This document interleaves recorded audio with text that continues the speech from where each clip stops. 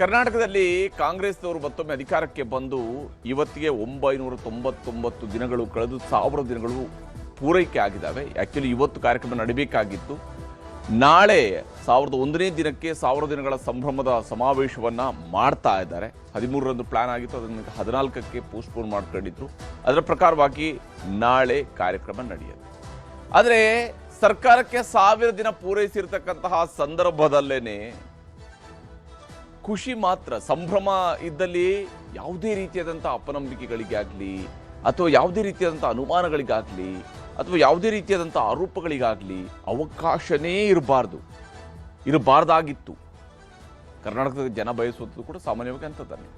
ಆದರೆ ಇಲ್ಲಿ 1000 ದಿನ ಸರ್ಕಾರ ಪೂರೈಸ್ತಾ ಇರುವ ಸಂದರ್ಭದಲ್ಲೇ ಸಮಸ್ಯೆಗಳ ಸುರಿಮಳೆ ಆಗ್ತಾ ಇದೆ.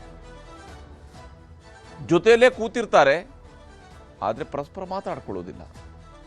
ಚುನಾವಣೆ ಸಂದರ್ಭಗಳಲ್ಲಿ ಒಗ್ಗಟ್ಟಾಗಿದ್ದಂಥವರು ಈಗ ಅಧಿಕಾರದ ಗದ್ದುಗೆಯಲ್ಲಿ 1000 ದಿನ ಪೂರೈಸುವ ಸಂದರ್ಭದಲ್ಲಿ ದೂರ ಆದಂತೆ ಕಾಣ್ತಾ ಇದ್ದಾರೆ. 1000 ದಿನವನ್ನ ಸರ್ಕಾರ ಪೂರೈಸಿದೆ, ಸಮಸ್ಯೆಗಳ ಸುರಿಮಳೆ ಶುರುವಾಗಿದೆ. 1000 ದಿನಗಳ ಜೋಡೆತ್ತು ಈ ಜೋಡೆತ್ತಿನ ಮುಂದಿದೆಯಾ ಆಪತ್ತು ಅನ್ನುವಂತಹ ಪ್ರಶ್ನೆಯೂ ಇದ್ದಿದೆ. ಶಿವಕುಮಾರ್ ದೆಹಲಿ ಪ್ರವಾಸದ ಬೆನ್ನಲ್ಲೇ ನಾನಾ ರೀತಿಯಾದಂತಹ ಲೆಕ್ಕಾಚಾರಗಳು ಸಾಗಿದ್ದಾವೆ. ಇಲ್ಲಿ ಒಂದೆರಡಕ್ಕೆ ಸೀಮಿತ ಆಗಿಲ್ಲ, ಬಹಳಷ್ಟು ಅನುಮಾನಗಳಿದ್ದಾವೆ, ಬಹಳಷ್ಟು ಲೆಕ್ಕಾಚಾರಗಳಿದ್ದಾವೆ. ಯಾವ ಸ್ವರೂಪದಲ್ಲಿ ಇದನ್ನು ಹ್ಯಾಂಡಲ್ ಮಾಡ್ತಾರೆ ಅನ್ನೋದರ ಬಗ್ಗೆಯೂ ಕೂಡ ಕುತೂಹಲ ಇದ್ದೇ ಇದೆ. ರಾಜ್ಯದಲ್ಲಿ ಸರ್ಕಾರ ನಡೀತಾ ಇರುವಂತಹ ರೀತಿಯನ್ನು ಗಮನಿಸ್ತಾ ಹೋದಾಗ ಯಾಕಿಷ್ಟು ಅಪನಂಬಿಕೆ ಅಥವಾ ಅನುಮಾನ ಅನ್ನುವಂತಹ ಅಂಶಗಳು ಇದ್ದೇ ಇದ್ದಾವೆ. ಶಿವಕುಮಾರ್ ಅವರು ಹಾಗೂ ಸಿದ್ದರಾಮಯ್ಯನವರು ಇಬ್ಬರು ಕೂಡ ಜೊತೆಯಲ್ಲೇ ಕೂತ್ಕೊಂಡಿದ್ರು. ಆದರೆ ಇಬ್ಬರ ನಡುವೆ ಯಾವುದೇ ಮಾತುಕತೆ ನಡೆದಿಲ್ಲ ವೇದಿಕೆಯಲ್ಲಿ. ಹಾಗೆಂತೇಳಿ ಒಬ್ಬರ ಮುಖ ಇನ್ನೊಬ್ಬರು ನೋಡಲಾರದಷ್ಟು ಕೋಪದಲ್ಲೂ ಕೂಡ ಇಲ್ಲ. ಕುತೂಹಲ ಜಾಸ್ತಿ ಆಗ್ತಾ ಇದೆ ಇಬ್ಬರ ನಡೆ ಮತ್ತು ನಡವಳಿಕೆಯ ಬಗ್ಗೆ. 1000 ದಿನಗಳ ಸವಾಲು ಇಲ್ಲಿ ಗೋಚರಿಸ್ತಾ ಇದೆ. ರಾಜ್ಯ ಕಾಂಗ್ರೆಸ್ನಲ್ಲಿ ದಿನೇ ದಿನೇ ಜೋರಾಗ್ತಾ ಇದೆ ನಾಯಕತ್ವ ಬದಲಾವಣೆಯ ಚರ್ಚೆ. ನಾಯಕತ್ವ ಬದಲಾವಣೆ ಈ ಚರ್ಚೆ ಈಗಾಗಲೇ ಬಹಳ ಜೋರಾಗಿ ಸಾಗ್ತಾ ಇರುವಂಥದ್ದು ರಾಜ್ಯ ಸರ್ಕಾರದ. ವಿಶೇಷವಾಗಿ ಸಿಎಂ ಮತ್ತು ಡಿಸಿಎಂ ಬಣದ ಶಾಸಕರ ನಡುವೆ ಕುರ್ಚಿ ಕಾಳಗ ನಡೀತಾ ಇದೆ. ಸಿಎಂ ಮತ್ತು ಡಿಸಿಎಂ ಇಬ್ಬರು ಕೂಡ ಬಹಿರಂಗವಾಗಿ ಏನನ್ನು ಹೇಳ್ಕೊಳ್ತಾ ಇಲ್ಲ. ಬೇರೆ ಸರ್ಕಾರಗಳ ಸಂದರ್ಭಗಳನ್ನು ನಾವು ನೋಡಿದ್ದೀವಿ, ಬಹಿರಂಗ ಹೇಳಿಕೆಗಳು ದೊಡ್ಡ ನಾಯಕರುಗಳಿಂದಲೇ ಬರ್ತಾ ಇತ್ತು. ಆದರೆ ಆ ರೀತಿಯಾದ ಬಹಿರಂಗ ಹೇಳಿಕೆಗಳು ಬರ್ತಾ ಇಲ್ಲ. ಆದರೆ ಅವರ ಆಪ್ತರು ಕೂಡ ಪರೋಕ್ಷ ಬಾಣಗಳ ಪ್ರಯೋಗ ಮಾಡ್ತಾ ಇದ್ದಾರೆ. ನಮ್ಮವರೇ ಮುಖ್ಯಮಂತ್ರಿ ಆಗಬೇಕು ಅಂತ ಹೇಳ್ಕೊಳ್ತಾ ಇದ್ದಾರೆ. ಇಲ್ಲಿ ಎರಡು ಬಣಗಳ ಪರಸ್ಪರ ಹೇಳಿಕೆಗಳ ನಡುವೆ ವೇದಿಕೆಯನ್ನ ಹಂಚಿಕೊಂಡಿದ್ದಾರೆ ಸಿಎಂ ಮತ್ತು ಡಿಸಿಎಂ. ಎರಡೂ ಬಣಗಳವರ ಹೇಳಿಕೆಗಳಿದ್ದಾವೆ. ನಮ್ಮಪ್ಪನೇ 5 ವರ್ಷ ಮುಖ್ಯಮಂತ್ರಿ, ಇಲ್ಲ ಶ್ರಮಕ್ಕೆ ಫಲ ಸಿಗಬೇಕು, ನುಡಿದಂತೆ ನಡ್ಕೊಳ್ಬೇಕು, ಕೊಟ್ಟ ಮಾತನ್ನು ಉಳಿಸ್ಕೊಳ್ಬೇಕು. ಈ ಎಲ್ಲ ಮಾತುಗಳ ನಡುವೆನೇ ಮುಖ್ಯಮಂತ್ರಿ ಹಾಗೂ ಉಪಮುಖ್ಯಮಂತ್ರಿ ವೇದಿಕೆ ಹಂಚಿಕೊಂಡಿದ್ದಾರೆ. ಇವತ್ತು ನಡೆದಿರತಕ್ಕಂಥ ಅಂತಾರಾಷ್ಟ್ರೀಯ ಅಣೆಕಟ್ಟು ಸುರಕ್ಷತಾ ಸಮ್ಮೇಳನದ ವೇದಿಕೆಯಲ್ಲಿ ಸಿಎಂ ಮತ್ತು ಡಿಸಿಎಂ ಇಬ್ಬರು ಕೂಡ ಜೊತೆಯಾಗಿದ್ರು, ಜೊತೆಯಲ್ಲೇ ಕುಳಿತುಕೊಂಡಿದ್ರು, ಅಕ್ಕಪಕ್ಕದಲ್ಲೇ ಕೂತ್ಕೊಂಡಿದ್ರು. ಹೇಗೆ ಎಲ್ಲ ಕಾರ್ಯಕ್ರಮಗಳಲ್ಲಿ, ಸರ್ಕಾರಿ ಕಾರ್ಯಕ್ರಮಗಳಲ್ಲಿ ಇವರಿಬ್ಬರು ಜೊತೆಯಾಗಿ ಬಂದಾಗ ಕೂತಿರ್ತಾರೋ ಅದೇ ಸ್ವರೂಪದ ಸಿಟ್ಟಿಂಗ್ ಅರೇಂಜ್ಮೆಂಟ್ಸ್ ಕೂಡ ಇತ್ತು. ಆದರೆ ಒಂದೇ ವೇದಿಕೆಯಲ್ಲಿ ಇದ್ದು ಕೂಡ ಮಾತಿಲ್ಲ, ಕತೆ ಇಲ್ಲ. ಈ ಮಾತಿಲ್ಲ, ಕತೆ ಇಲ್ಲ ಅನ್ನೋಂಥದ್ದು ಯಾಕಾಗತ್ತೆ? ಒಂದೇ ಪಕ್ಷದವರು, ಮುಖ್ಯಮಂತ್ರಿ ಉಪಮುಖ್ಯಮಂತ್ರಿ, ಸರ್ಕಾರದ ಪಾಲಿಗೆ ಜೋಡೆತ್ತುಗಳು, ಅವರ ನಡುವೆ ಮಾತಿಲ್ಲ, ಕತೆ ಇಲ್ಲ ಅಂತೇಳಿ. ಆದರೆ ಕತೆ ಏನು ಕತೆ ಇಲ್ಲಿದೆ ಅಂತೇಳಿ. ಯಾಕಂದರೆ ಇಲ್ಲಿ ಶಿವಕುಮಾರ್ ಅವರು ಹೇಳ್ತಾ ಇರುವಂತಹ ಮಾತುಗಳನ್ನು ನಾವು ಗಮನಿಸಬೇಕು. ಶ್ರಮಕ್ಕೆ ಫಲ ಇದ್ದೇ ಇರುತ್ತೆ, ಶ್ರಮ ವ್ಯರ್ಥ ಆಗೋದಿಲ್ಲ, ಶ್ರಮಕ್ಕೆ ಫಲ ಇದ್ದೇ ಇರುತ್ತೆ. ಎಲ್ಲಿ ಭಕ್ತಿ ಇರುತ್ತೋ ಅಲ್ಲಿ ಭಗವಂತ ಇರ್ತಾನೆ. ಈ ರೀತಿಯಂಥ ಮಾತುಗಳು ಬರ್ತಾ ಇದ್ದಾರೆ. ಹೀಗೆ ದೆಹಲಿಯಿಂದ ಬಂದಂತಹ ಮರುದಿನವೇ ಶಿವಕುಮಾರ್ ಅವರು ಮಾರ್ಮಿಕವಾಗಿ ಮಾತನಾಡೋದಕ್ಕೆ ಶುರು ಮಾಡಿದ್ದಾರೆ. ಯಾವಾಗ ನೇರವಾಗಿ ಹೇಳೋದಕ್ಕೆ ಆಗೋದಿಲ್ವೋ ಅಂಥ ಸಂದರ್ಭದಲ್ಲಿ ಈ ರೀತಿಯಾದಂತಹ ಮಾತುಗಳನ್ನು ಪೂರ್ಣಿಸುವಂತಹ ಕೆಲಸವನ್ನು ಮಾಡ್ತಾರೆ. ಇದೊಂದು ರೀತಿಯಲ್ಲಿ ಬಲವಂತವಾಗಿ ಮಾತಿನ ತೋರಣವನ್ನು ಕಟ್ಟುವಂತಹ ಪ್ರಯತ್ನ ಹೊರತು ನೇರವಾಗಿ ಕಮ್ಯುನಿಕೇಟ್ ಮಾಡೋಕ್ಕಾಗೋದಿಲ್ಲ. ಅದಕ್ಕೆ ಅಲಂಕಾರಿಕವಾದಂತಹ ಮಾತುಗಳನ್ನು ಹೇಳ್ತಾ ಹೋಗೋದು. ಶ್ರಮಕ್ಕೆ ಯಾವತ್ತೂ ಫಲ ಸಿಗುತ್ತೆ, ಸಿಕ್ಕೇ ಸಿಗುತ್ತೆ, ಈ ರೀತಿಯಾದಂಥ ವಿಶ್ವಾಸಗಳನ್ನು ವ್ಯಕ್ತಪಡಿಸುವಂಥದ್ದು, ಮಾತಿನ ತೋರಣ ಕಟ್ಟುವಂಥದ್ದು. ಇಲ್ಲಿ ನಿರ್ಧಾರಗಳೆಲ್ಲವನ್ನು ಕೂಡ ಹೈಕಮಾಂಡ್ಗೆ ಬಿಟ್ಟು ಸರ್ಕಾರದ ಕಾರ್ಯಕ್ರಮಗಳಲ್ಲಿ ನಾನು ಭಾಗ್ಯ ಆಗ್ತಾ ಇದ್ದೇನೆ. ನಿರ್ಧಾರಗಳೇನಿದ್ರು ಕೂಡ ಹೈಕಮಾಂಡ್ ತೆಗೆದುಕೊಳ್ಳುತ್ತೆ ಅಂತ. ಯಾವ ನಿರ್ಧಾರ ಈಗ ತೆಗೆದುಕೊಳ್ಳುತ್ತೆ ಹೈಕಮಾಂಡ್? ಇದರ ಬಗ್ಗೆ ಸ್ಪಷ್ಟತೆ ಇಲ್ಲ. ಮತ್ತು ಹೈಕಮಾಂಡ್ ನಿರ್ಧಾರ ಕೈಗೊಳ್ಳುತ್ತೆ ಅಂತ ಹೇಳ್ತಾನೆ ಕಳೆದ 3 ತಿಂಗಳನ್ನು ಕಳೆದು ಹೋಗಿದೆ. ಸರ್ಕಾರಕ್ಕೆ 1000 ದಿನಗಳು ಪೂರೈಸಿರುವಂತಹ ಹಿನ್ನೆಲೆಯಲ್ಲಿ ನಾಳೆ ಹಾವೇರಿಯಲ್ಲಿ ಕಾರ್ಯಕ್ರಮವನ್ನು ಆಯೋಜನೆ ಮಾಡಲಾಗಿದೆ.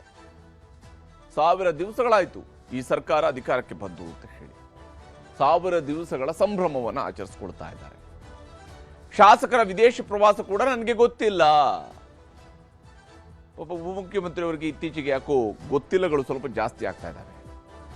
ಶಾಸಕರ ವಿದೇಶ ಪ್ರವಾಸ ಕೂಡ ನನಗೆ ಗೊತ್ತಿಲ್ಲ ಅನ್ನುವಂತಹ ಹೇಳಿಕೆಯನ್ನು ಉಪಮುಖ್ಯಮಂತ್ರಿಯವರು ನೀಡಿದ್ದಾರೆ. ಅಣೆಕಟ್ಟು ಸುರಕ್ಷತಾ ಸಮ್ಮೇಳನದ ಬಳಿಕ ಅಜ್ಜಯ್ಯನ ಮಠಕ್ಕೆ ಭೇಟಿಯನ್ನು ಕೊಟ್ಟಿದ್ದಾರೆ. ನೊಣವಿನಕೆರೆಯ ಅಜ್ಜಯ್ಯನ ಮಠಕ್ಕೆ ಹೋಗಿದ್ದಾರೆ. ಈಗ ಆಲ್ರೆಡಿ ಅಜ್ಜಯ್ಯನ ಮಠ ತಲುಪಿದ್ದಾರೆ ಶಿವಕುಮಾರ್ ಅವರು.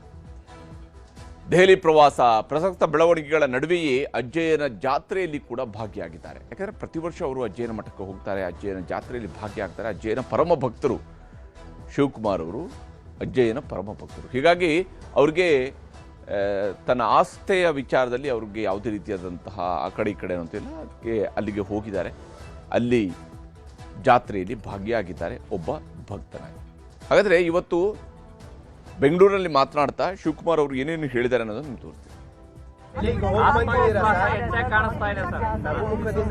ನೋಡಪ್ಪ, ನಾನು ಯಾವತ್ತೂ I live on hope, I live on confidence. ಶ್ರಮಕ್ಕೆ ಫಲ ಯಾವತ್ತೂ ಎಲ್ಲರಿಗೂ ಇದ್ದೇ ಇರ್ತದೆ, ನಿಮಗೂ ಇರ್ತದೆ, ನನಗೂ ಇರ್ತದೆ, ಎಲ್ಲರಿಗೂ ಇರ್ತದೆ.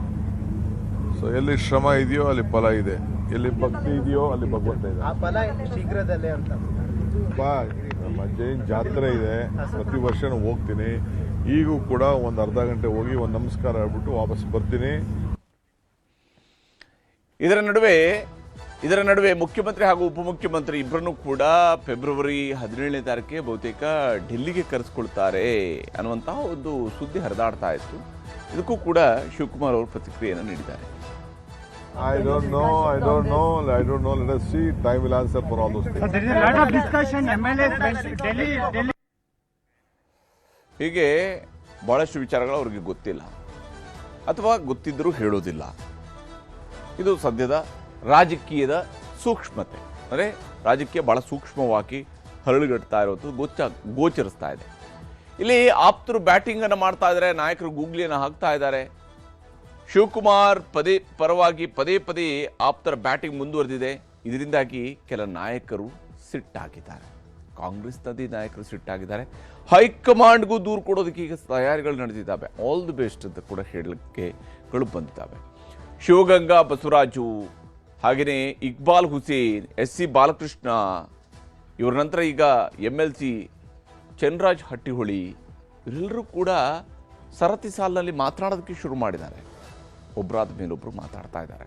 ಶುಭ ಸುದ್ದಿ ಬಂದಿದೆ ಅಂತ ಶಿವಕುಮಾರ್ ಅವರು CM ಆಗೋದ್ರ ಬಗ್ಗೆ MLC ಚನ್ರಾಜ್ ಹಟ್ಟಿಹೊಳಿ ಅವರು ಹೇಳ್ತಾ ಇದ್ದಾರೆ. ಶುಭ ಸುದ್ದಿ ಬಂದಿದೆ ಅಂತ ಹೇಳಿ ಶಿವಕುಮಾರ್ ಅವರು ಮುಖ್ಯಮಂತ್ರಿ ಆಗಬಹುದು ಅನ್ನುವಂತಹ ನಿರೀಕ್ಷೆಯನ್ನು ಚನ್ರಾಜ್ ಹಟ್ಟಿಹೊಳಿ ಅವರು ಕೂಡ ಇಟ್ಕೊಂಡಿದ್ದಾರೆ. ಹೈಕಮಾಂಡ್ ಕಟ್ಟಪ್ಪಣೆ ಬಳಿಕವೂ ಕೂಡ DK ಸಿದ್ದು ಆಪ್ತರ ವೈಯಕ್ತಿಕ ಹೇಳಿಕೆಗಳು ಮುಂದುವರೆದಿದ್ದಾವೆ. ಹೈಕಮಾಂಡ್ ಅವರು ಹೇಳ್ತಾರೆ, ನೀವು ಯಾರು ಮಾತಾಡಬಾರ್ದು, ಬಹಿರಂಗವಾಗಿ ಹೇಳಿಕೆ ಕೊಡಬಾರ್ದು, ನಿಮ್ಮ ಕೆಲಸ ಏನಿದೆ ಅಷ್ಟು ಕೆಲಸವನ್ನು ಮಾಡ್ಕೊಂಡು ಹೋಗಿ ಅಂತೇಳಿ. ಆದರೆ ನಮ್ಮ ಕೆಲಸನೇ ಇದು ಅಂತೇಳಿ, ನಮ್ಮ ಕೆಲಸನೇ ಮಾತಾಡೋದು ಅಂತೇಳಿ ನಾಯಕರುಗಳ ಬೆಂಬಲಿಗರು ಡಿಸೈಡ್ ಮಾಡಿರುವಾಗ ಇವರ ಬಾಯಿಗೆ ಬೀಗ ಹಾಕಿಸುವಂಥವ್ರು ಯಾರು? ಅಂತಹ ಬೀಗದ ಕೈ ಹೈಕಮಾಂಡ್ ಬಳಿಯಲ್ಲಿ ಇದೆಯಾ? ಪಕ್ಷದ ಮೇಲೆ ಆಗುವ ಡ್ಯಾಮೇಜ್ ಪರಿಣಾಮಗಳ ಬಗ್ಗೆ ಈಗ ಕಾಂಗ್ರೆಸ್ನದ್ದೇ ಹಿರಿಯರಿಗೆ ಆತಂಕ ಶುರುವಾಗಿದೆ. ಕಾಂಗ್ರೆಸ್ನ ಹಿರಿಯ ನಾಯಕರುಗಳಿಗೆ ಆತಂಕ ಶುರುವಾಗಿದೆ. ಪಕ್ಷದ ಮೇಲೆ ಡ್ಯಾಮೇಜ್ ಆಗ್ತಿದೆ, ಇದರ ಪರಿಣಾಮಗಳು ಬಹಳ ತೀವ್ರ ಸ್ವರೂಪದಲ್ಲಿ ಪಕ್ಷದ ಮೇಲೆ ಬೀರಬಹುದು ಅನ್ನುವಂತಹ ಆತಂಕ ಕಾಂಗ್ರೆಸ್ನ ಹಿರಿಯರನ್ನು ಕಾಡೋದಕ್ಕೆ ಶುರುವಾಗಿದೆ. ಹೈಕಮಾಂಡ್ಗೆ ದೂರು ನೀಡೋದಕ್ಕೆ ಡಾಕ್ಟರ್ G ಪರಮೇಶ್ವರ್ ಅವರು ಮುಂದಾಗಿದ್ದಾರೆ. ಗೃಹ ಸಚಿವರು ಮತ್ತು ಕರ್ನಾಟಕದ KPCCಯ ಲಾಂಗೆಸ್ಟ್ ಸರ್ವ್ಡ್ PCC ಪ್ರೆಸಿಡೆಂಟ್ ಅವರು ಸುದೀರ್ಘ ಕಾಲಕ್ಕೆ, ಒಂದೇ ಅವಧಿಯಲ್ಲಿ ಸುದೀರ್ಘ ಕಾಲಕ್ಕೆ ಅಧ್ಯಕ್ಷರಾಗಿ ಕೆಲಸ ಮಾಡಿದಂಥವ್ರು. ಅವ್ರ ನಂತರ ಈಗ ಶಿವಕುಮಾರ್ ಅವರು ಇದ್ದಾರೆ 6 ವರ್ಷ, ಇವರು 8 ವರ್ಷಗಳ ಕಾಲ ಅಧ್ಯಕ್ಷರಾಗಿದ್ದರು ಡಾಕ್ಟರ್ G ಪರಮೇಶ್ವರ್ ಅವರು ಸತತವಾಗಿ. ಹೀಗಾಗಿ ಅವರು ಹೈಕಮಾಂಡ್ಗೆ ದೂರು ಕೊಡೋದಕ್ಕಾಗಿ ನಿರ್ಧರಿಸಿದ್ದಾರೆ. ಪಕ್ಷದಲ್ಲಿ ಆಗ್ತಾ ಇರುವಂಥದ್ದು ಈ ರೀತಿಯಾದಂತಹ ಮಾತುಗಳು ಸರಿಯಲ್ಲ ಅಂತೇಳಿ. ಇಲ್ಲಿ ಚನ್ರಾಜ್ ಹಟ್ಟಿಹೊಳಿ ಅವರು ಏನು ಹೇಳಿದರು, ಪರಮೇಶ್ವರ್ ಅವರು ಏನು ಹೇಳಿದ್ದಾರೆ, ಹಾಗೆಯೇ ಪರಮೇಶ್ವರ್ ಅವರ ಮಾತಿಗೆ ಶಿವಕುಮಾರ್ ಅವರು ಉತ್ತರ ಹೇಗಿದೆ ಅನ್ನೋದನ್ನು ನಿಮ್ಗೆ ತೋರಿಸ್ತೀವಿ. ನಮ್ಮ ನಾಯಕರು ಯಾವತ್ತೂ ಹೇಳ್ತಾ ಇದ್ರು ಶುಭಗಳಿಗೆ ಬರಬೇಕಂತ, ಶುಭಗಳಿಗೆ ಶುಭ ಸಂದರ್ಭ ಶುಭ ಕಾಲ ಬರಬೇಕು, ಆ ಸಮಯ ಹತ್ತಿರ ಬಂದಿದೆ ಅಂತ ನಮಗೆ ಅನಿಸುತ್ತೆ. ಹೈಕಮಾಂಡ್ನವರು ಕೂಡ ಇದನ್ನು ಗಮನಿಸ್ತಾ ಇದ್ದಾರೆ ಅಂತ ನಾನು ಅಂದ್ಕೊಂಡಿದ್ದೇನೆ. ಸಂದರ್ಭ ಬಂದಾಗ ನಾನು ಕೂಡ ಹೈಕಮಾಂಡಲ್ಲಿ ಮಾತಾಡ್ತೇನೆ. ಯಾಕೆಂತಂದರೆ ಇದು ಎನಫ್ ಈಸ್ ಎನಫ್, ಇದು ನಿಲ್ಲಬೇಕಿದು. ಇದು ನಾವು ಜನ ನಮ್ಮನ್ನು ಗಮನಿಸ್ತಾರೆ, ಜನ ನಮ್ಮನ್ನು ನಿರೀಕ್ಷೆ ಮಾಡೋದೇ ಬೇರೆ. ಅಭಿವೃದ್ಧಿ ಕಡೆ ಗಮನ ಕೊಡಬೇಕೇ ವಿನಃ ಇದನ್ನು ಏನು ಹೈಕಮಾಂಡ್ನವ್ರಿಗೆ ಗೊತ್ತಿದೆ ಯಾವಾಗ ಏನು ಮಾಡಬೇಕು ಅಂತೇಳಿ ಅದನ್ನು ಮಾಡ್ತಾರೆ ಅವರು. Parmeshwara today sir has made a statement saying that enough is enough. I will also be approaching the High Command on this issue. There needs to be clarity on this issue, sir. I wish him all the best. ಹೀಗೆ ಪರಮೇಶ್ವರ್ ಅವರಿಗೆ all the best ಅನ್ನು ಹೇಳಿದ್ದಾರೆ PCC ಅಧ್ಯಕ್ಷರಾಗಿರ್ತಕ್ಕಂತಹ ಕರ್ನಾಟಕದ ಉಪಮುಖ್ಯಮಂತ್ರಿಗಳಾಗಿರುವ DK Shivakumar. ಇಲ್ಲಿ ಈ ವಿಚಾರಕ್ಕೆ ಸಂಬಂಧಪಟ್ಟಂತೆ ರಾಜಕೀಯವಾಗಿ ಬಹಳ ಚರ್ಚೆ ಆಗ್ತಾ ಇದೆ. ಈ ಸಾವಿರ ದಿನಗಳ ಸುತ್ತಲೂ ನಡೀತಿರುವಂತಹ ಸರಮಾಲೆಯ ಸಮಸ್ಯೆಗಳಿದಾವಲ್ಲ, ಈ ವಿಚಾರಕ್ಕೆ ಬಹಳಷ್ಟು ಜನ ಮಾತನಾಡಿದ್ದಾರೆ. ತೋರಿಸ್ತಾರೆ. ಈಗಾಗಲೇ 3 ಸಾರಿ ಹುಟ್ಟಿದ್ದಾರೆ. ಸೊ ಇದನ್ನು ನಿರೀಕ್ಷೆ ಮಾಡಿದ್ರೆ ಒಳ್ಳೇದು ಕೊಡುತ್ತಾ ಆಶೆಯನ್ನು ವ್ಯಕ್ತ ಮಾಡ್ತೀನಿ. ನೋಡೋಣ, ವೇಟ್ ಮಾಡೋಣ. 6 ತಾರೀಕು ಬಜೆಟ್ ಮಂಡನೆ ಮಾಡ್ತಾರೆ CM ಅವರು. ಸಿದ್ದರಾಮಯ್ಯರು ಒಳ್ಳೆ ಕೆಲಸ ಮಾಡ್ತಾರೆ, ಒಳ್ಳೆ ಬಡ್ಜೆಟ್ ಕೊಡ್ತಾರೆ, ಸಾರ್ವಜನಿಕರಿಗೆ ಹಿತದೃಷ್ಟಿಯಿಂದ ಕೆಲಸ ಮಾಡಿ 17ನೇ ಬಡ್ಜೆಟನ್ನು ಕೂಡ ಪ್ರೆಸೆಂಟ್ ಮಾಡ್ತಾ ಇದ್ದಾರೆ ಅವರು. ಈ ರಾಜಕೀಯವಾಗಿ ಬದಲಾವಣೆಗಳ ವಿಷಯಗಳನ್ನು ನಮ್ಮ ಮಟ್ಟದಲ್ಲಿಲ್ಲ, ಅದು ಹೈಕಮಾಂಡ್ ಇದೆ. ಹೈಕಮಾಂಡ್ ಏನು ತೀರ್ಮಾನ ಮಾಡೋದಕ್ಕೆ ಅವರು ಹೇಳಿದ್ದಾರೆ. ಹೈಕಮಾಂಡ್ ಬದ್ಧವಾಗಿರ್ತೀನಿ ಅಂತ ಹೇಳಿದಾಗ ಅದನ್ನು ಯಾರು ಪ್ರಶ್ನೆ ಮಾಡೋ ಅವಶ್ಯಕತೆನೇ ಇಲ್ಲ. ಗೊಂದಲ, ನನಗೆ ಯಾವ ಗೊಂದಲನೂ ಇಲ್ಲ. ನನಗೆ ನನ್ನ ಪಕ್ಷ ಕೆಲಸ ಕೊಟ್ಟಿದೆ. ನನ್ನ ಮುಖ್ಯಮಂತ್ರಿಗಳು, ಪಕ್ಷದ ಅಧ್ಯಕ್ಷರು, ಉಪಮುಖ್ಯಮಂತ್ರಿಗಳು ಜನರು ಕೆಲಸ ಮಾಡೋಕ್ಕೆ ಅವಕಾಶ ಕೊಟ್ಟಿದ್ದಾರೆ. ನನಗೆ ಯಾವ ಗೊಂದಲನೂ ಇಲ್ಲ. ಕುರ್ಚಿಯಲ್ಲಿ ಕೂತಿದೆಯಾ, ಜನಗಳು ಕೆಲಸ ಮಾಡು ಅಂತ ಹೇಳಿದ್ದಾರೆ. ನನ್ನ ಪಕ್ಷ ಹೇಳಿದೆ, ನನ್ನ ಮುಖ್ಯಮಂತ್ರಿ ಉಪಮುಖ್ಯಮಂತ್ರಿ ಹೇಳಿದೆ, ನಾನು ಕೆಲಸ ಮಾಡ್ತಾ ಇದ್ದೇನೆ. ಮುಖ್ಯಮಂತ್ರಿಗಳಾಗಿ ಸನ್ಮಾನ್ಯ ಸಿದ್ದರಾಮಯ್ಯ ಸಾಹೇಬರು ಇರಬೇಕು ಅಂತೀವಿ ನಾವು. ನಮ್ಮ ಪಕ್ಷದವ್ರು ಇರಬೇಕು, ಆಗಬಾರ್ದು ಅಂತ ನನ್ನ ಪ್ರಶ್ನೆ ಅಲ್ರಿ. ಎಲ್ರಿಗೂ ಅವಕಾಶ ಸಿಗ್ತದೆ ಎಲ್ರಿಗೂ. ನಾವು ಈಗೇನು ನೀವು ಕೇಳ್ತಾ ಇರೋದು ಪ್ರಶ್ನೆ, ಈಗ ಪ್ರಸ್ತುತವಾಗಿ ಪ್ರಶ್ನೆ ಕೇಳ್ತಾರೆ. 5 ವರ್ಷ ಅಲ್ಲ, ಅವರು ಇನ್ನೂ 10 ವರ್ಷ ಇರಬೇಕು ಅಂತ ಆಸೆ, 15 ವರ್ಷ ಇರಬೇಕು ಅನ್ನೋ ಆಸೆ ನಮ್ಗೆ. ಇನ್ನೂ 15 ವರ್ಷ ಅವರೇನೆ ಮುಖ್ಯಮಂತ್ರಿಗಳಾಗಿರ್ಬೇಕು ಅಂತ ನಮ್ಮೆಲ್ಲರ ಆಸೆ. ಪವರ್ ಶೇರಿಂಗ್ ಸಂದರ್ಭದಲ್ಲಿ ಭಾರಿ ಚರ್ಚೆಗೆ ಕಾರಣ ಆಗ್ತದೆ. ಎರಡು ಕಾಕತಾಳೀಯ ಆಗಿರ್ಬೋದೇನೋ. ಪವರ್ ಶೇರಿಂಗ್ ಅಂತಕ್ಕಂಥ ವಿಚಾರ ನೋಡಿ, ಅದು ಹೈಕಮಾಂಡ್ ತಾಳ್ತಕ್ಕಂಥ ತೀರ್ಮಾನ, ಯಾವ ಶಾಸಕರ ಕೈಯಲ್ಲೂ ಇಲ್ಲ. ಅದು ಯಾರೋ ಒಬ್ಬ, ನಾವು ಮೊದಲನೇ ಬಾರಿ ಗೆದ್ದಿರ್ತಕ್ಕಂಥವ್ರು, ನಾವು ಆ ವಿಚಾರವಾಗಿ ಮಾತಾಡಲಿಕ್ಕೆ ನಾವು ಬರೋದಿಲ್ಲ.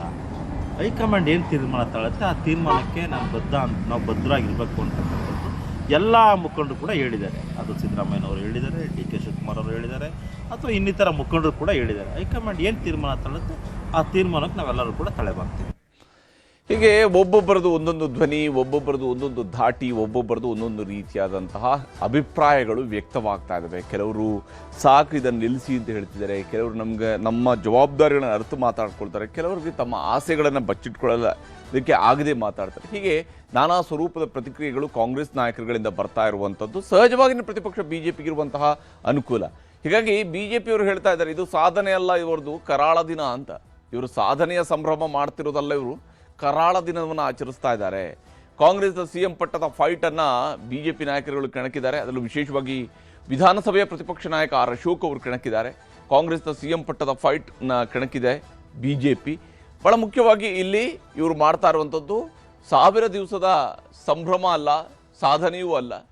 ಗೋವಾದಲ್ಲಿ ಕಾಂಗ್ರೆಸ್ ಶಾಸಕರಿಗೆ 40 ರೂಮ್ಗಳು ಬುಕ್ ಆಗಿವೆ.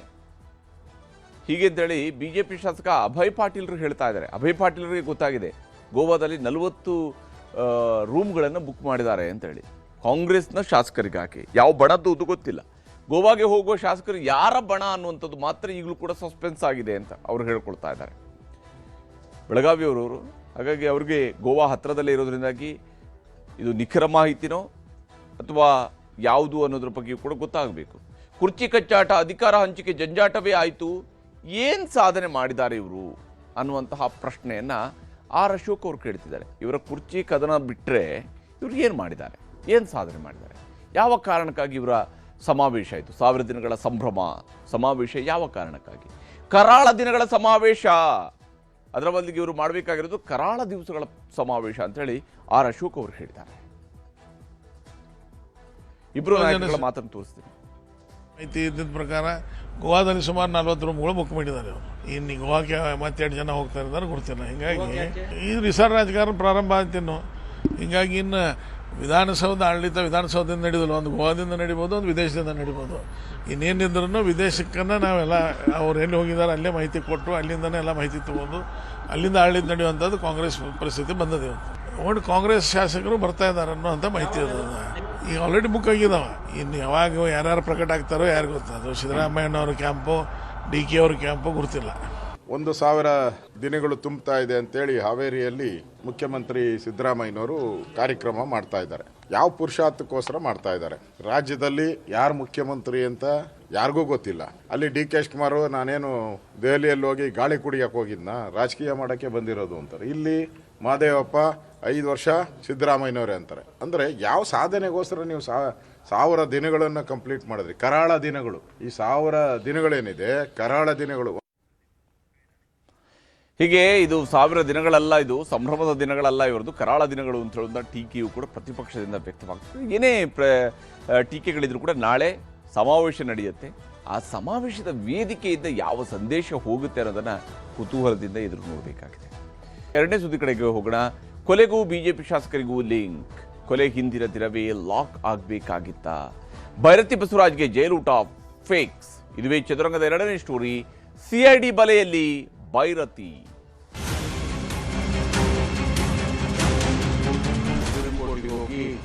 ಅಲ್ಲಿ ಬೇಲಿಗೆ ಪ್ರಯತ್ನ ಮಾಡಿದ್ರು, ಅಲ್ಲಿ ಕೂಡ ರಿಜೆಕ್ಟ್ ಆಯಿತು. ಸೊ ಹಾಗಾಗಿ ಅವರು ಸರೆಂಡರ್ ಆಗಿದ್ದಾರೆ.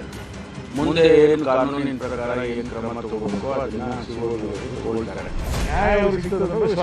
ಇದು ರಾಜಕೀಯ ಪ್ರೇರಿತವಾಗಿ ಮಾಡಿರುವಂತಹ ಒಂದು ಷಡ್ಯಂತ್ರ. ಅದರಿಂದ ಮುಂದಿನ ದಿನಗಳಲ್ಲಿ ಕಾಂಗ್ರೆಸ್ಗೆ ಅವರು ಅನುಭವಿಸ್ತಾರೆ.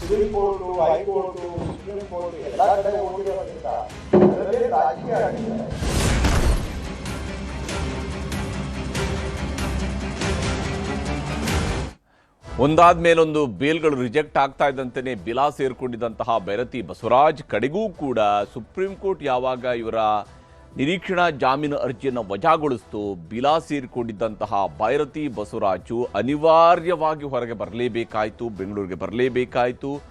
ಕಾನೂನಿನ ಪ್ರಕಾರವಾಗಿ ಪೊಲೀಸರನ್ನ ಎದುರಿಸಲೇಬೇಕಾಯಿತು.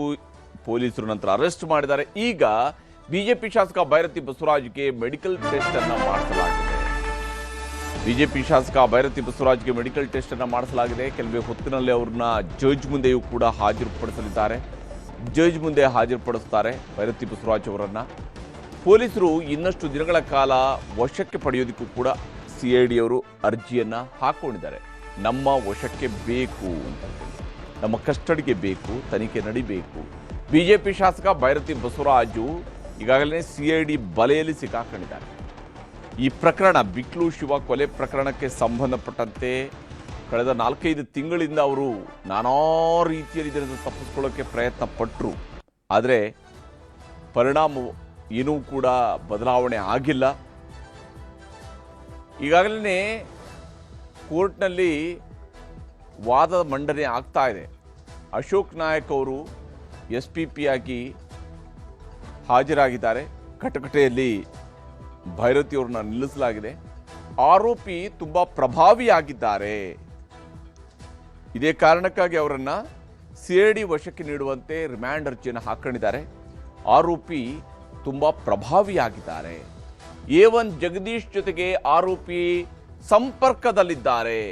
ಅದಕ್ಕೆ ಪೂರಕವಾದ ದಾಖಲೆ ಸಾಕ್ಷಿಗಳನ್ನು ಕಲೆ ಹಾಕಲಾಗಿದೆ. ಇದು ಅಶೋಕ್ ನಾಯ್ಕ್ ಅವರು ಮಂಡಿಸ್ತಾ ಇರುವಂತಹ ವಾದ.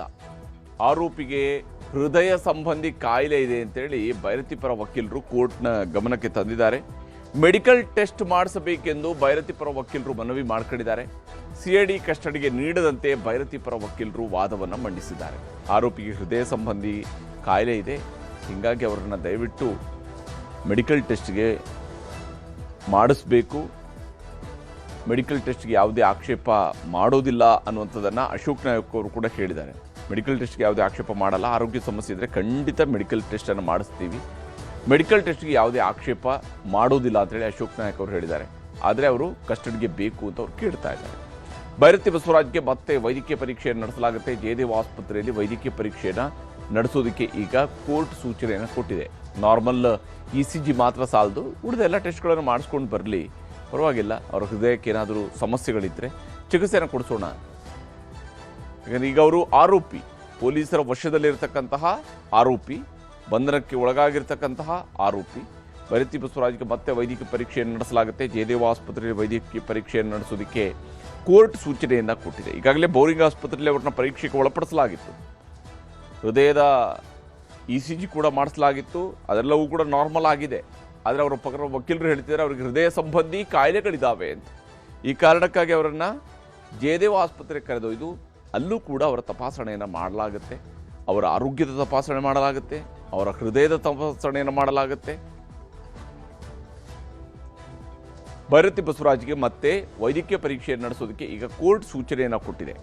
ಜಯದೇವ ಆಸ್ಪತ್ರೆಯಲ್ಲಿ ವೈದ್ಯಕೀಯ ಪರೀಕ್ಷೆಯನ್ನು ನಡೆಸಲಾಗುತ್ತೆ. ಅಲ್ಲಿ ವೈದ್ಯಕೀಯ ಪರೀಕ್ಷೆಯನ್ನು ನಡೆಸಿದ ನಂತರ ಭೈರತಿಯವರಿಗೆ ಯಾವ ರೀತಿಯಾದಂಥ ಚಿಕಿತ್ಸೆಯನ್ನು ಕೊಡಿಸಬೇಕು ಅಂತ ಹೇಳಿ ಬೋರಿಂಗ್ನಲ್ಲೂ ಕೂಡ ಹೃದಯ ಸಂಬಂಧಿ ಸಮಸ್ಯೆ ಇದೆ ಅಂತೇಳಿ ಉಲ್ಲೇಖವನ್ನು ಮಾಡಲಾಗಿದೆ. ಅಂದರೆ ಅವರಿಗೆ ಪ್ರೀ ಹಿಸ್ಟ್ರಿ ಇರುತ್ತೆ, ಈಗಾಗಲೇ ಅವರು ಆ ರೀತಿಯಾದಂತಹ ಸಮಸ್ಯೆಗೆ ಸಂಬಂಧಿಸಿದಂತೆ ಚಿಕಿತ್ಸೆಯನ್ನು ಪಡಿತಾ ಇರಬಹುದು. ಈ ಕಾರಣಕ್ಕಾಗಿ ಬೋರಿಂಗ್ ಆಸ್ಪತ್ರೆಯಲ್ಲೂ ಕೂಡ ದಾಖಲಿಸಲಾಗಿತ್ತು. ಅಲ್ಲಿ ಕರೆದೊಯ್ದು ಅವರ ಮೆಡಿಕಲ್ ಚೆಕಪ್ ಮಾಡಿದಾಗ ಹೃದಯ ಸಂಬಂಧಿ ಕಾಯಿಲೆಗಳಿಂದ ಅವರು ಬಳಲ್ತಾ ಇದ್ದಾರೆ ಅಂತ ಹೇಳಿಕೊಂಡು ದಾಖಲಿಸಲಾಗಿದೆ. ಈ ಕಾರಣಕ್ಕಾಗಿ ಜಯದೇವ ಆಸ್ಪತ್ರೆಗೆ ಅವ್ರನ್ನ ಕರೆದೊಯ್ಯಲಾಗುತ್ತೆ. ಜಯದೇವ ಆಸ್ಪತ್ರೆಯಲ್ಲಿ ವೈದ್ಯಕೀಯ ಪರೀಕ್ಷೆಗೆ ಒಳಪಡಿಸುವುದಕ್ಕೆ ತೀರ್ಮಾನವನ್ನು ಕೈಗೊಳ್ಳಲಾಗಿದೆ. ಇಂದು ವೈದ್ಯಕೀಯ ಪರೀಕ್ಷೆ ನಡೆಸಬೇಕು, ನಾಳೆ ನ್ಯಾಯಾಧೀಶರ ಮನೆ ಹಾಜರುಪಡಿಸೋದಕ್ಕೆ ಸೂಚನೆಯನ್ನು ಕೊಡಲಾಗಿದೆ. ಬೋರಿಂಗ್ನಲ್ಲಿ ಹೃದಯ ಸಂಬಂಧಿ ಸಮಸ್ಯೆ ಇದೆ ಅಂತೇಳಿ ಉಲ್ಲೇಖ ಮಾಡಿರುವಂತಹ ಕಾರಣಕ್ಕಾಗಿ ಇವತ್ತು ಅವ್ರನ್ನ ಜಯದೇವ ಆಸ್ಪತ್ರೆಯಲ್ಲಿ ವೈದ್ಯಕೀಯ ಪರೀಕ್ಷೆಗೆ ಒಳಪಡಿಸಲಾಗುತ್ತೆ. ವೈದ್ಯಕೀಯ ಪರೀಕ್ಷೆಗೆ ಒಳಪಡಿಸೋದಕ್ಕೆ ಈಗ ಕೋರ್ಟ್ ಕೂಡ ಸೂಚನೆಯನ್ನು ಕೊಟ್ಟಿದೆ. ಮೊದಲು ಅವ್ರನ್ನ ವೈದ್ಯಕೀಯ ಪರೀಕ್ಷೆಗೆ ಒಳಪಡಿಸಿ ತಗೊಂಡು ಹೇಳಿದೆ. ಇದಕ್ಕೂ ಮುಂಚಿತವಾಗಿಯೇ ಈಗಾಗಲೇ ಭೈರತಿಯನ್ನ ಡ್ರಿಲ್ ಮಾಡಿದ್ದಾರೆ CID ಅಧಿಕಾರಿಗಳು ನಾನಾ ವಿಚಾರದಲ್ಲಿ. ರೌಡಿ ಶೀಟರ್ ಬಿಕ್ಲು ಶಿವ ಕೊಲೆ ಕೇಸ್ನಲ್ಲಿ ಬಿಜೆಪಿ ಶಾಸಕರಿಗೆ ಸಂಕಷ್ಟ ಬಂದೊದಗಿದೆ. ನೋಡಿ, ಮಾಡಬಾರ್ದನ್ನ ಮಾಡಿದರೆ ಆಗಬಾರದೇ ಆಗುತ್ತೆ ಎಂದು ಹೇಳ್ತಾರಲ್ಲ, ಅದು ಈಗ ಸದ್ಯಕ್ಕೆ ಇಲ್ಲಿ ನಡೀತಾ ಇದೆ. ಏರ್ಪೋರ್ಟ್ನಲ್ಲಿ ವಶಕ್ಕೆ ಪಡೆದು ರಾತ್ರಿ ಪೂರ್ತಿ CID ಕಚೇರಿಯಲ್ಲಿ ಲಾಕ್ ಮಾಡಿಡಲಾಗಿತ್ತು. ಭೈರತಿ ಬಸವರಾಜ್ ಅವರನ್ನ ಲಾಕ್ ಮಾಡಿಡಲಾಗಿತ್ತು.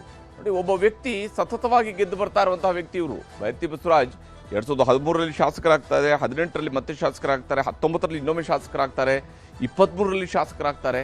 ಹೀಗೆ ಸತತವಾಗಿ ಗೆದ್ದು ಬರ್ತಾ ಇರುವಂತಹ ಶಾಸಕ ಅವರು. ಆದರೆ ಅಧಿಕಾರ ಕೈಯಲ್ಲಿರುವಾಗ ಕೊಲೆ ಪ್ರಕರಣದಲ್ಲಿ ತಗಲಾಕೊಂಡಿದ್ದಾರೆ.